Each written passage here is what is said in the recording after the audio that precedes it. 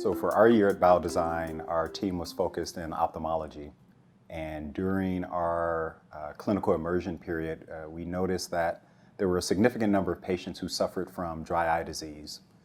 This became a need that we explored much more in depth. Eventually ended up in the space of contact lens related dry eye disease, and that's what Ocular Dynamics spun out of. Dry eye disease is a spectrum of diseases that essentially boils down to an abnormality in the tear film, which causes a lack of moisture on the surface of the eye, which leads to discomfort. The spectrum that involves contact lenses involves the disruption and further disruption of those tears because of the materials that contact lenses are made of.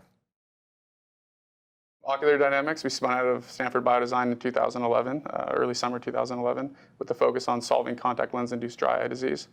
There's three primary co-founders. So there's Victor McCray, CEO, myself, and then Karen Havenstreit, who was a Stanford PhD focused in chemistry. So we're a venture-backed company, funded primarily through venture money and then SBIR grants. And our technology is essentially, it's a surface modification of contact lenses, which improves the wettability, lubricity, and protein resistance, which all correlate to increased comfort for the patient.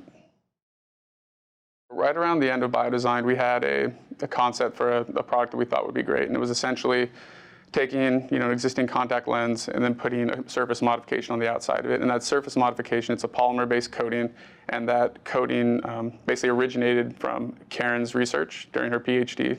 So we didn't really have a finalized product when we decided to form the company.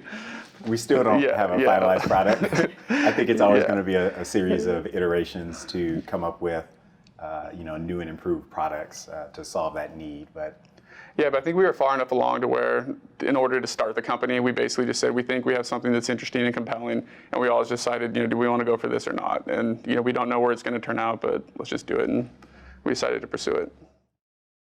The early stage prototyping that we did was fairly limited, and it was basically to prove, very high level proof of concept. So I think our first experiment was actually, we made a hydrogel that mimicked the eye in terms of how water would evaporate off of it, and then we poured different types of coatings on top of that to see if we could slow down that evaporation rate, which we thought in theory would then lead us to a coating that would improve comfort on the patient.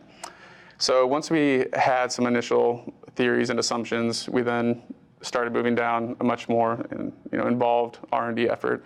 And things really started picking up when we received our initial grant funding, which would then enabled us to actually set up a lab, get equipment, buy materials, and then kind of enter into full-fledged R&D. And a lot of our initial testing, which gave really positive results, is what encouraged us to move forward with certain concepts as opposed to others, and then move more into the development phase.